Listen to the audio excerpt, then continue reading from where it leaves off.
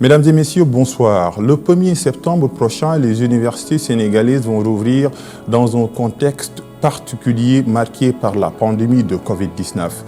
Mais ces portes n'étaient-elles pas fermées depuis longtemps par allégorie à la fermeture des portes de l'Ijtihad qui coïncide avec le crépuscule du savoir à Bagdad? L'université sénégalaise n'est pas loin de cet état de fait. Temple du savoir, nous ne pouvons plus le dire parce que la violence semble prendre le dessus sur la connaissance. Cet espace longtemps considéré comme l'hôpital des esprits perd ses docteurs, mais également ses patients. Un vaccin s'impose et le remède se trouve peut-être dans ce livre du professeur Abdou Salam Sall, La gouvernance universitaire, une expérience africaine. L'auteur est l'invité de votre émission Belle Ligne. Professeur, bonsoir. Bonsoir, c'est ça. Bienvenue dans Belle Ligne. Merci beaucoup. Les mots ont un sens. Je l'ai dit dans mes propos. Est-ce que vous allez le confirmer? L'université sénégalaise est-elle aujourd'hui un temple du savoir? D'abord, il faut savoir que l'université sénégalaise est un greffon de la colonisation. Est-ce que les Sénégalais et les Africains ont suffisamment internalisé l'université pour l'utiliser, pour se promouvoir, pour se lancer, pour exister dans le monde? Ce sont ces questionnements qu'on essaie d'élaborer dans le livre pour voir d'une université coloniale, donc orientée pour satisfaire les besoins de la colonie. Et vous l'écrivez dans le livre. À une université sénégalaise, africaine, fortement enracinée dans ses valeurs et servant sa société. Il est très simple. Le colon cherchait des collaborateurs pour satisfaire sa mission. Et c'est pour cela qu'il y a eu beaucoup qui étaient formés pour la fonction publique.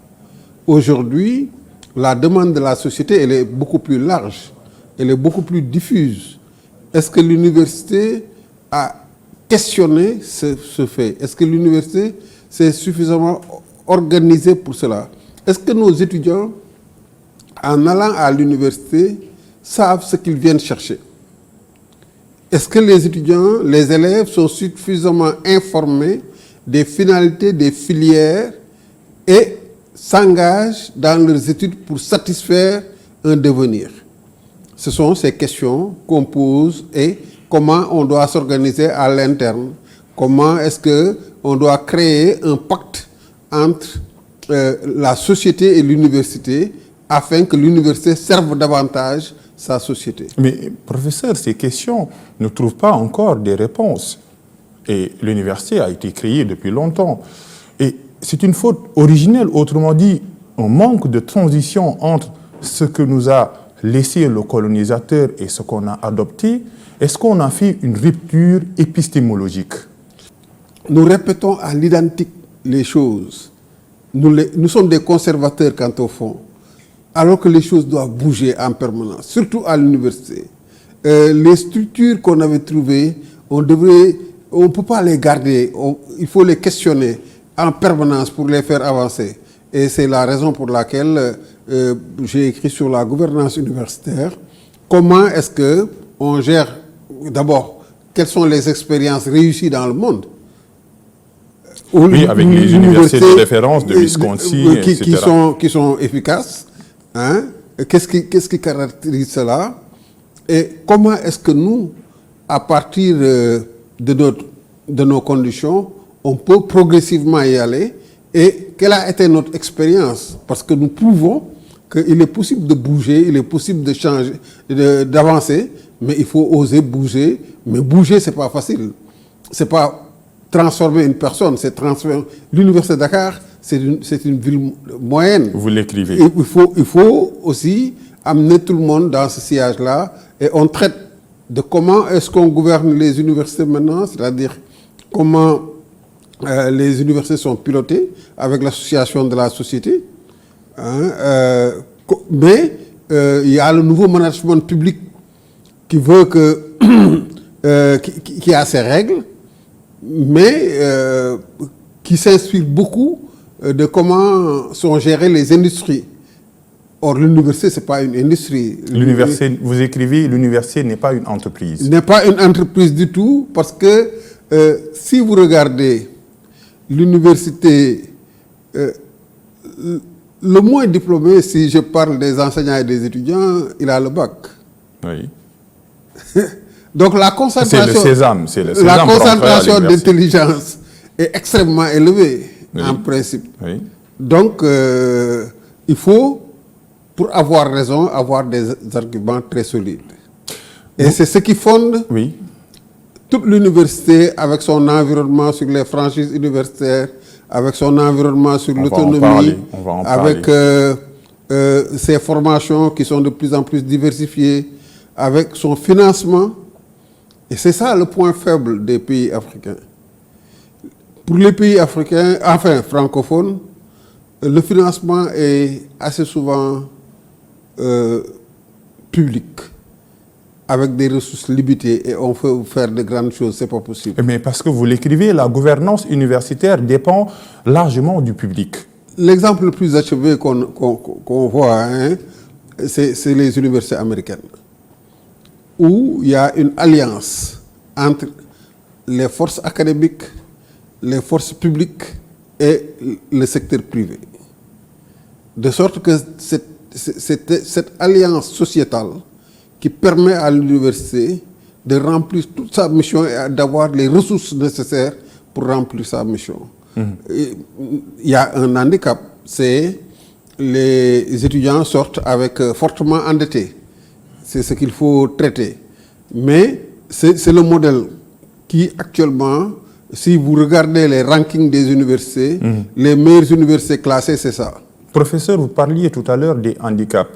La massification est un handicap. L'exemple n'est pas loin, c'est l'UCAD. Vous écrivez et vous donnez les chiffres. De 26 140 étudiants en 2001-2002, il est passé à 78 420 étudiants en 2015, soit 3 fois plus en 14 années. Et vous posez la question que j'ai eu, vous reposez d'ailleurs, quels sont les établissements qui peuvent supporter une telle croissance dans la durée? Et c'était en 2015, 78. C'était en 2015. Les chiffres sont justes. Il y a eu exactement 3 fois plus d'étudiants en 14 ans. J'ai pu, quand les universités américaines ont décidé de travailler à la demande du Congrès avec les universités africaines, les collègues m'ont demandé, mais qu'est-ce qui explique la difficulté? J'ai dit, est-ce que si dans vos universités, on multipliait le nombre d'étudiants par 3 dans un délai défini, est-ce que vous pourrez maintenir les standards? La réponse a été unanime que ce n'est pas possible. Ce n'est pas que le Sénégal ait trop d'étudiants. C'est important de le signaler. C'est que le Sénégal n'a pas fait les investissements qu'il fallait pour diversifier sa carte universitaire. Nous avons fait des efforts pour ouvrir des universités dans les régions. Mais est-ce qu'on a calibré en termes d'infrastructure ces universités? J'ai beaucoup contribué pour l'université de Ziguinchor. Quand je suis allé à Ziguinchor, la nuit, je n'ai pas dormi parce que je me suis demandé est-ce que j'avais bien fait, parce qu'il n'y avait pas d'infrastructure à la hauteur d'une université. Et c'est ça le problème quant au fond. Or, si vous regardez les retombées nettes de l'université, si Saint-Louis avait 30 000 étudiants, oui, que chaque étudiant dépense environ 200 000 francs par an, oui, c'est un budget de 6 milliards pour la ville. C'est ça aussi les universités. Et il faut qu'on comprenne les enjeux des universités. Aujourd'hui, il y a des atouts énormes au nord. Qui doit prendre en charge ces atouts-là? Ce n'est pas à 500 km de là-bas qu'on doit les traiter. On doit les traiter localement, à partir des universités. Quand je suis allé à Saint-Louis avec mon professeur Vidali d'Italie, après un tour, il m'a dit qu'on s'arrête, qu'on aille voir le recteur. Il nous faut un institut de l'environnement ici. Il nous faut traiter certaines questions. Et on peut les traiter grâce à la science. Voilà les problèmes qui se posent. Et pendant que l'Université de Dakar connaissait une croissance d'effectifs multipliés par 3, on n'a pas multiplié les effectifs d'enseignants par 3, Oui. on n'a pas multiplié le budget par 3. Donc c'est l'université qui s'ajuste elle-même pour prendre en charge tout cela et essayer de maintenir ses standards. Je dis, si ce n'est pas impossible, c'est que c'est extrêmement difficile et c'est difficile de maintenir les standards sous ce rapport. Mais la massification est une forme de démocratisation. Mais il faut un lien. Lequel? Non, c'est que d'abord, le principe, c'est le taux d'encadrement. Deuxièmement, il était bien possible d'avoir 2 fois plus d'étudiants, mais dispersés, distribués dans tout le Sénégal. Et troisièmement, il faut que tout le système fonctionne comme un seul système. Parce que les universités prises séparément ne peuvent pas avoir le potentiel de recherche qu'il faut. Or, l'enseignement supérieur, c'est d'abord la recherche. C'est la recherche qui irrigue tout. C'est la recherche qui permet de renouveler les enseignements. C'est la recherche qui permet d'être en phase dans le monde. C'est la recherche qui permet d'innover. Et le mot est lâché. C'est l'innovation qui est la clé de tout. Mettre l'université au cœur de tous les processus. Informer les parents d'élèves, informer les étudiants, informer même le gouvernement qui ignore le potentiel qu'il a dans les universités. Ne les sollicite pas. Ce qui fait que c'est un manque à gagner énorme. On prend des consultants, on les paye à prix d'or et ils sous-traitent la consultance à des collègues universitaires. Donc il faudrait qu'on revoie tout cela. L'université n'est rien d'autre qu'une concentration d'intelligence qui n'a d'autre objet que de servir sa société. Oui. Mais l'université, pour faire cela, outre sa gouvernance, outre son financement, outre ses formations, outre sa recherche, outre sa coopération, doit développer des valeurs. On ne peut pas comprendre que ce sont nos produits qui sont aux affaires dans toute l'Afrique de l'Ouest et même au-delà. On ne peut pas comprendre qu'ils détournent l'argent. On ne peut pas comprendre qu'il n'ait pas un comportement éthique. Donc il faudrait que l'université développe des valeurs. Il faut que l'université communique.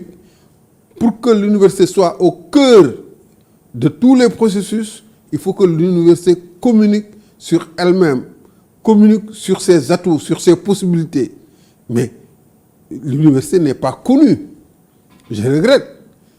On nous dit que c'est en déclin. Quand on envoie nos étudiants, nos doctorants ailleurs dans le monde, on dit que ce sont des génies. Quand des Sénégalais, quand des universitaires, quand des étudiants, moi j'ai fait toutes mes études à Dakar. Beaucoup de mes promotionnaires ont cartouché à Dakar. Beaucoup même, oui. Ils sont allés de par le monde. Ils ont réussi. Ils ont réussi leurs études et on a dit qu'ils étaient brillants.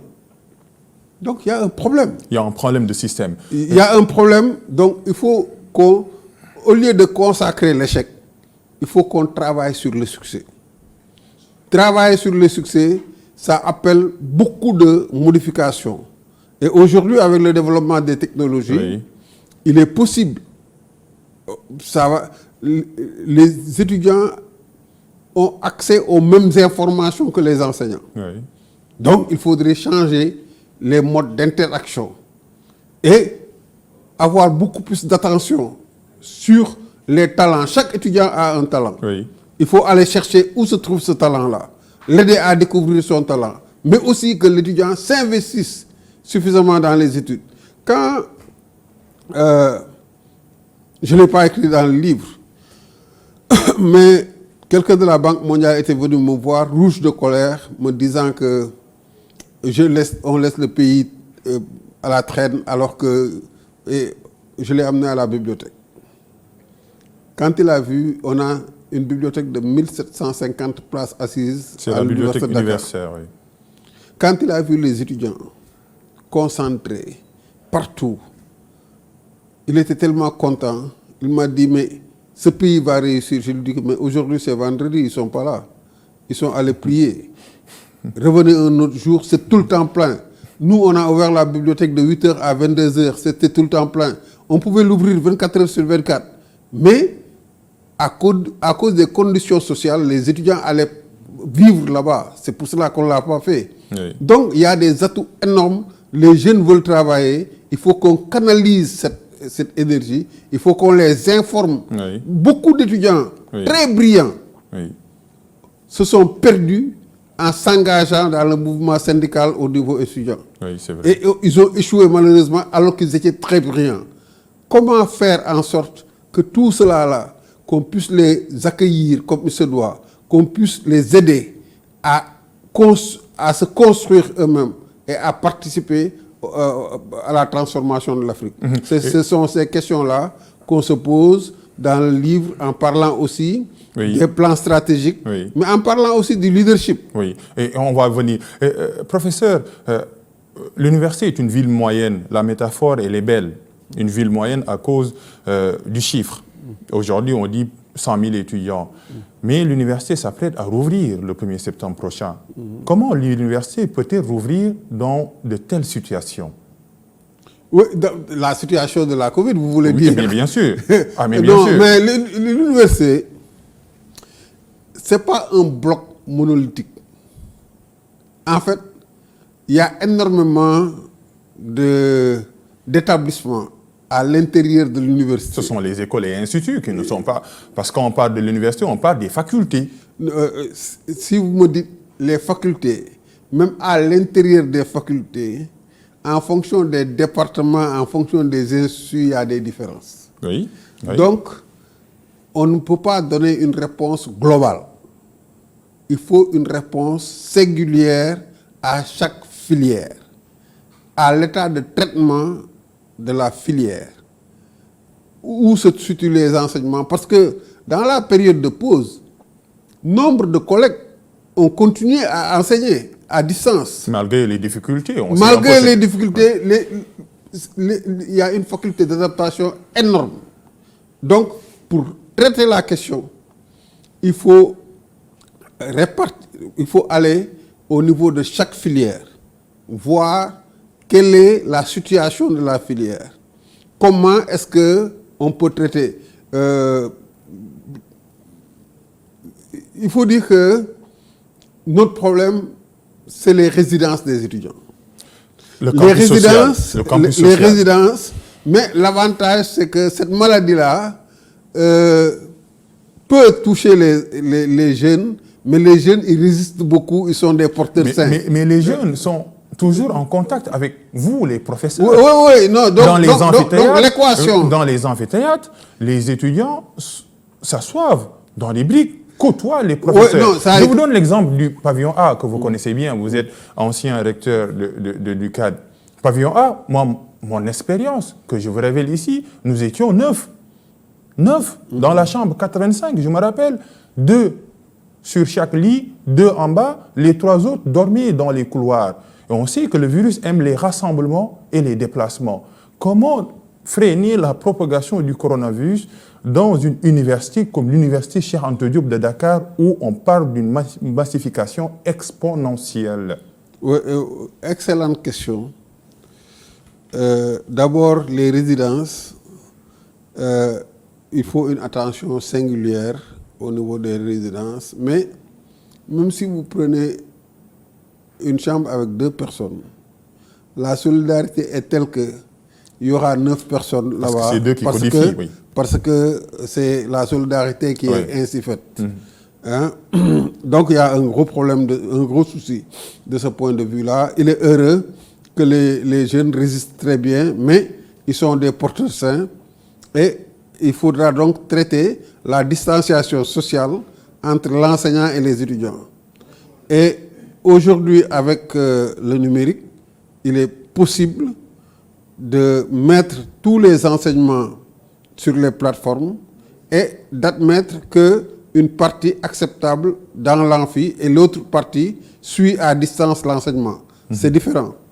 Ce n'est pas totalement en ligne, c'est quelque chose qui est presque du blend learning. Oui. Mais chaque cas devra être traité de façon singulière et à partir de là, on pourra avancer. Mais quel que soit Alpha,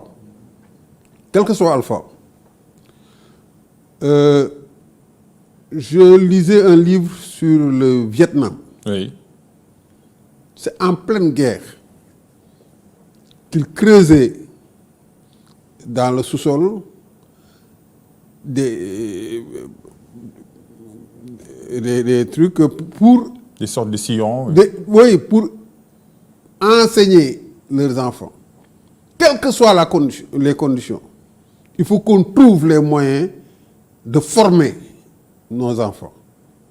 Il faut qu'on l'invente. Ce sera difficile. Ce sera un challenge énorme. Mais il faudrait qu'on y arrive. Naturellement, il y a des secteurs où c'est plus facile dans les écoles et instituts. À partir des masters, c'est encore plus facile. Mais au niveau de la licence, notamment dans les humanités, Oui. il faut qu'on invente des solutions en s'inspirant des technologies, en utilisant fortement les technologies, mais en distribuant le signal dans l'ensemble des établissements, mais en faisant en sorte que chaque étudiant puisse accéder à cela. Et en faisant jouer aussi la solidarité entre les étudiants. Chaque étudiant ne pourra pas être présent à tous les cours en présentiel. Il faut que ça puisse tourner pour que, au fur et à mesure qu'on avance sur les programmes. Mais quel que soit Alpha, il faut qu'on travaille. Ce sera dur. On aura des pertes, certainement, mais on n'a pas le choix. Professeur, parlons maintenant des franchises universitaires et libertés académiques. Une question sujette à polémique jusqu'à maintenant. C'est l'article, la loi numéro 94-79, vous l'écrivez d'ailleurs, du 24 novembre 1994, relative aux franchises et libertés académiques et universitaires qui dispose dans son article 3, le statut d'autonomie de police administrative implique que les forces de l'ordre ne peuvent intervenir dans l'espace universitaire tel que défini à l'article 2 qu'à la demande du recteur de l'université ou de son représentant dûment habilité à cet effet. Est-ce que les étudiants savent d'abord ce que signifie une franchise universitaire? Il faut aller plus loin. Allez-y. Il faut voir pourquoi les franchises. L'université, sa fonction essentielle, c'est de renouveler les connaissances. Oui. Sa fonction essentielle, c'est d'interdire l'interdiction. Il est interdit d'interdire. Il est interdit d'interdire, mais personne ne triomphe par la force. On triomphe par la force de ses idées. Chacun peut appeler, mais sera suivi celui qui est le plus convaincant. Et c'est ça la base. C'est pour cela qu'on crée un environnement qui facilite l'expression, qui facilite le contradictoire, qui facilite le travail. Mais l'espace, il est marqué par une insécurité. Des étudiants tombent sous les balles. Bassirou Faye, Fallou Sène, Balla Gaye. D'abord, pourquoi? Pourquoi les franchises? Deuxièmement, est-ce qu'on a pris les dispositions pour assumer les franchises universitaires, c'est-à-dire que pour s'autoréguler? Est-ce que vous savez que dans la plupart des universités américaines, on a une police de l'université à l'intérieur de l'université? Si ce n'est pas toutes les universités, d'ailleurs, moi, je n'ai pas visité une seule université qui n'ait pas sa propre police. Police qu'on a voté à l'Assemblée de l'université pour avoir notre police, avoir notre sécurité. Mais on ne nous a pas... C'était dans les directives des conseils interministériels. On ne nous a jamais accompagnés pour créer cela. Si on dit qu'il y a les franchises, on doit avoir les outils pour défendre ces franchises. Ce sont ces outils-là qu'on n'a pas. Comme la police universitaire. Comme la police universitaire, mais aussi comme l'explication de qu'est-ce que c'est que l'université, qu'est-ce que l'étudiant vient faire. Beaucoup d'étudiants, certains veulent être des martyrs. Ah. Mais attendez. Oui. Moi, je crois qu'il y a un gros problème. Quand j'ai rencontré les étudiants, beaucoup avaient la volonté de marquer leur passage à l'université. Par l'esprit. Mais malheureusement, ils n'avaient pas les outils pour marquer cela. Et du coup, quand il y avait certaines manifestations, j'avais tellement honte. Parce que je savais tout simplement, parce que il n'y avait pas... Ils voulaient être leaders, mais on ne les aidait pas. Ils demandaient tout simplement leur bourse. Ce sont des revendications parfois judiciaires. Les bourses, c'est... D'abord, posons la question des bourses. Moi, j'ai fait toutes mes études à Dakar. Tout le monde n'était pas boursier. Comme maintenant. Jusqu'à maintenant. Sauf ceux qui étaient à la fac de sciences, parce que le gouvernement avait besoin d'enseignants scientifiques. Il y avait une politique en la matière. Mais ça n'empêchait pas aux gens de faire leurs études. Maintenant, est-ce qu'il est logique 70% du budget des universités est consacré au social. Pendant ce temps, dans le pédagogique, on a des filières que nous pouvons mettre en place qui permettent un taux de placement rapide qu'on ne peut pas mettre en place parce qu'il n'y a pas de ressources. Est-ce que c'est logique? Maintenant, une fois qu'on a dit ça, beaucoup d'étudiants ont échoué à Dakar à cause de leurs conditions sociales. Donc, il faut traiter la condition sociale des étudiants, les ressources financières des étudiants. C'est pour cela qu'on a proposé un système de crédit aux étudiants avec une banque éducative pour accompagner tout le monde, accompagner tout le processus. Quand tu prends des crédits pour aller étudier, tu vas t'investir davantage dans tes études. On m'a dit, mais et s'il n'a pas d'emploi? L'État a besoin de cadres dans les profondeurs des pays. Dans certaines... aux États-Unis, si vous acceptez de travailler dans des zones éloignées ou bien dans des métiers difficiles, mais on vous exonère du paiement du crédit. Donc, il faut trouver des systèmes. Il faut s'adapter à ce monde qui bouge. Et c'est ce qu'on propose dans l'ouvrage. On propose beaucoup de choses, oui, mais qui vont dans le sens de la transformation, mais qui vont dans le sens surtout de la centralité de l'enseignement supérieur, qu'on s'approprie notre enseignement supérieur, que notre enseignement supérieur aussi nous aide à promouvoir l'économie, à promouvoir le culturel, à promouvoir notre savoir, oui, vivre ensemble et notre savoir devenir ensemble. Professeur, on m'a dit que le temps est fini depuis longtemps, mais cette question est d'actualité. L'université ne rassure pas, les professeurs s'en vont. Souleymane Bassirou Diagne, Mamadou Diouf, récemment Felwine Sarr. La fuite des cerveaux, comment vous l'analysez? Bon, c'était toute une émission qu'on a eue avec... on parle beaucoup plus maintenant de circulation des cerveaux. Oui. Il faut savoir que beaucoup de nos collègues, ou bien certains de nos collègues qui sont à l'étranger, participent à l'effort de formation localement. Je veux parler de Yagmar qui est en Espagne, qui travaille avec nous en chimie, et qui encadre beaucoup, qui aide beaucoup. Il y a Youssou Ning qui est au Canada en mathématiques, qui encadre beaucoup. Souleymane Bachir lui-même. Mamadou Diouf, vous en avez parlé, il était un de mes conseillers informels quand j'étais recteur. Maintenant, se pose le problème, si les meilleurs talents partent, oui, ça pose un sérieux problème et nous devons nous battre pour la rétention de nos meilleurs talents. Pour comprendre le système universitaire, lisez ce livre, La gouvernance universitaire, une expérience africaine, livre écrit par le professeur Abdou Salam Sall, ancien secrétaire général du SAES, ancien recteur. Vous avez piloté d'ailleurs le comité de pilotage en ce qui concerne la refonte de l'éducation. Belle ligne, c'est fini pour aujourd'hui. Bon, nous souhaitons une bonne rentrée universitaire à tous les étudiants. Rendez-vous le 1er septembre prochain. Rendez-vous pour Berlin, ce sera dans 2 semaines. Juste là, restez fidèles au programme d'ITV et merci à toute l'équipe qui m'a permis de réaliser cette émission.